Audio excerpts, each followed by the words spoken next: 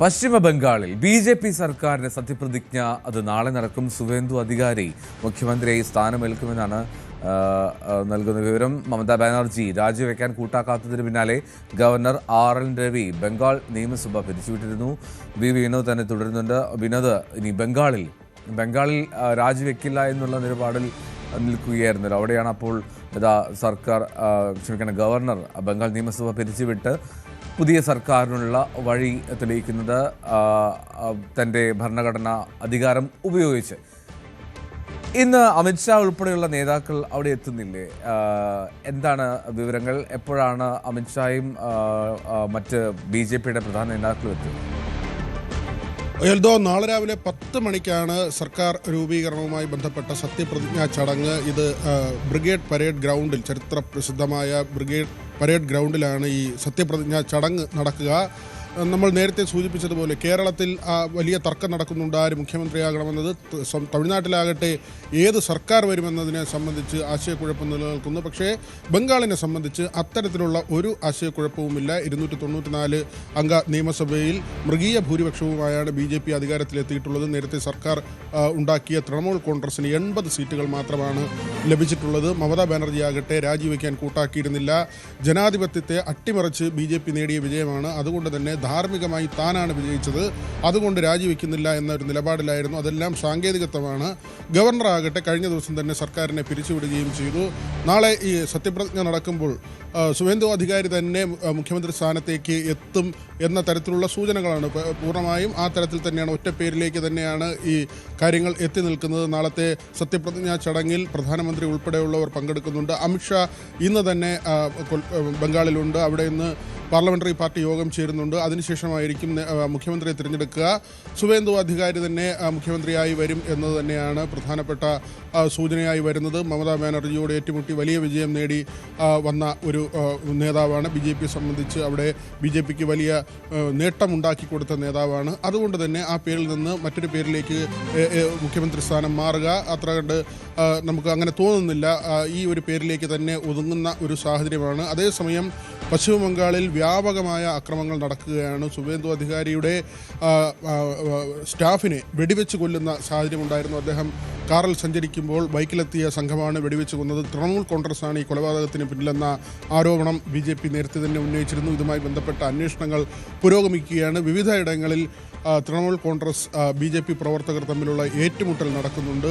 SIR-മായി ബന്ധപ്പെട്ട ആരോപണം ഒരു വശത്ത് കോൺഗ്രസ് കൂടി ഉന്നയിക്കുന്നു. തൃണമൂലിനെ പിന്തുണയ്ക്കുന്ന തരത്തിലാണ് രാഹുൽ ഗാന്ധിയുടെ പരാമർശമുണ്ടായത്. അതായത് തിരഞ്ഞെടുപ്പ് അട്ടിമറിച്ചതാണ്, വോട്ടുകൾ എടുത്തു കളഞ്ഞതാണ്, അങ്ങനെ വളഞ്ഞ വഴിയിലൂടെയാണ് ബി.ജെ.പി. അധികാരത്തിലെത്തിയത്. ബംഗാളിൽ നടന്നത് മറ്റ് പല സംസ്ഥാനങ്ങളിലും വരും ദിവസങ്ങളിൽ ഉണ്ടാകും എന്നൊരു പരാമർശമാണ് രാഹുൽ ഗാന്ധിയുടെ ഭാഗത്തു നിന്നുണ്ടായത്. ഏതായിരുന്നാലും ബി.ജെ.പി. ചരിത്രത്തിലാദ്യമായി പശ്ചിമ ബംഗാളിൽ സർക്കാർ രൂപീകരിക്കാൻ പോകുകയാണ്. നാളെ സത്യപ്രതിജ്ഞ നടക്കും. എൽദോ, വിനോദ്, ഈ അഖിലേഷ് യാദവ് ഉൾപ്പെടെ എത്തി ദീദി തോറ്റിട്ടില്ല, ദീദിക്ക് പൂർണ്ണ പിന്തുണ എന്നൊക്കെ പിന്തുണ നൽകുന്ന സാഹചര്യമൊക്കെ ഉണ്ടായി. ഇതിനിടയിൽ വലിയ തോതിൽ ബംഗാൾ കത്തുന്നത് പോലെ, അതായത് സുവേന്ദുവിൻ്റെ പേഴ്സണൽ സ്റ്റാഫിനെ വെടിവെച്ച് കൊല്ലുന്നു. സ്കോർപ്പിയോയിൽ പോകുമ്പോൾ കാറ് വട്ടമെത്തി വെടിവെക്കുന്ന അതിദാരുണമായിട്ടുള്ള സംഭവം.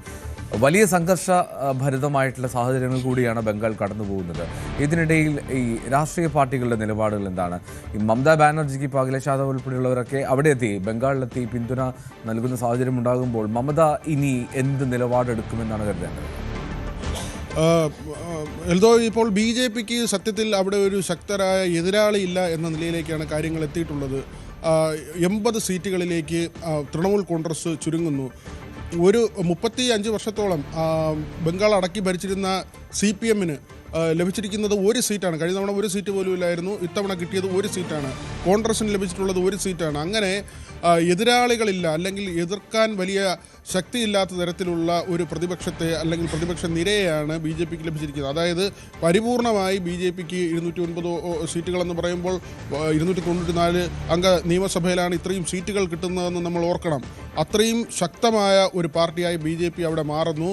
ഒരു പക്ഷേ ഇനി ബി.ജെ.പിയിൽ നിന്ന് പശ്ചിമ ബംഗാൾ തിരിച്ചു പിടിക്കുക എന്നത് ഓരോ പാർട്ടിക്കും എത്ര കണ്ട് ബുദ്ധിമുട്ടുള്ളതാണ്. ബാലികേറ മലയായി ബംഗാൾ മാറുന്നു എന്നത് തന്നെയാണ് ഈ ഘട്ടത്തിൽ നമുക്ക് പറയാൻ കഴിയുന്നത്. പക്ഷേ ഈ തിരഞ്ഞെടുപ്പ് വിജയത്തെ അട്ടിമറി വിജയം എന്ന നിലയ്ക്കാണ് പ്രതിപക്ഷ നിര വിശേഷിപ്പിക്കുന്നത്. തൃണമൂൽ കോൺഗ്രസ് തോൽക്കുമ്പോൾ അവർക്ക് പിന്തുണയുമായി വരുന്നതിൽ രാഹുൽ ഗാന്ധിയും അഖിലേഷ് യാദവും ഉൾപ്പെടെയുള്ളവർ ഉണ്ട് എന്നത് തന്നെയാണ് BJP അവിടെ വരുന്നതിനെ എത്രമാത്രം ശക്തിയോടെ മറ്റ് പാർട്ടികൾ എതിർക്കുന്നു എന്നതിൻ്റെ ഏറ്റവും വലിയ ദൃഷ്ടാന്തവും തെളിവുമായി മാറുന്നത്.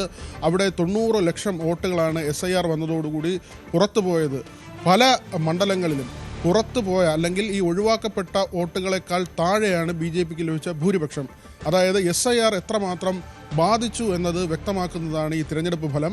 അവിടെ BJPയുടെ അംഗങ്ങൾ ജയിച്ചു വന്നത് ഓരോ മണ്ഡലത്തിലും അവിടെ നിന്ന് ഒഴിവാക്കപ്പെട്ട ആളുകളെക്കാൾ താഴെയുള്ള ഭൂരിപക്ഷത്തിലാണ്. അതുകൊണ്ട് തന്നെയാണ് ഈ 90 ലക്ഷം പേർ പുറത്തു പോകുമ്പോൾ എത്രമാത്രം ഒരു തിരഞ്ഞെടുപ്പ് മാറിമറിയുന്നു എന്നത്. പക്ഷേ ഈ ആളുകളെ ഒഴിവാക്കിയത് നീതിയുക്തമായല്ല, അവിടെ ഒരു അട്ടിമറി ഉണ്ടായിരുന്നു. ഈ തിരഞ്ഞെടുപ്പ് ബംഗാൾ പിടിക്കുന്നതിന് വേണ്ടി BJP നടത്തിയ ഒരു ചതിപ്രയോഗമാണ് SIR, അല്ലെങ്കിൽ വളഞ്ഞ വഴിയാണ്, കുതന്ത്രമാണ് എന്ന തരത്തിൽ തന്നെയാണ് ഇത് പ്രതിപക്ഷ നിര ഒന്നാകെ കാണുന്നതും പ്രചരിപ്പിക്കുന്നതും, അവർ ഈ വിജയത്തെ പ്രതിരോധിക്കുന്നത്. ഏതായാലും BJPയെ സംബന്ധിച്ചാകട്ടെ പശ്ചിമ ബംഗാളിൽ അധികാരത്തിലെത്താൻ കഴിഞ്ഞു എന്നത് ചെറിയ കാര്യമല്ല.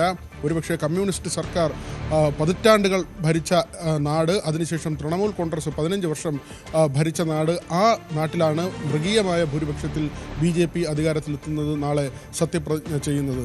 എന്തോ റൈറ്റ്, വിനോദാണ് വിവരങ്ങൾ നൽകിയത്. ബംഗാളിലും സ്ഥിതി സങ്കീർണമാണ്, സംഘർഷഭരിതമാണ്. എങ്ങനെയാണ് അതിൻ്റെ ഒരു ഔട്ട്കം ഉണ്ടാവുക എന്ന് നമുക്ക് കാത്തിരിക്കാം. എന്നാണ് BJP സർക്കാർ നാളെ അധികാരത്തിലേക്ക്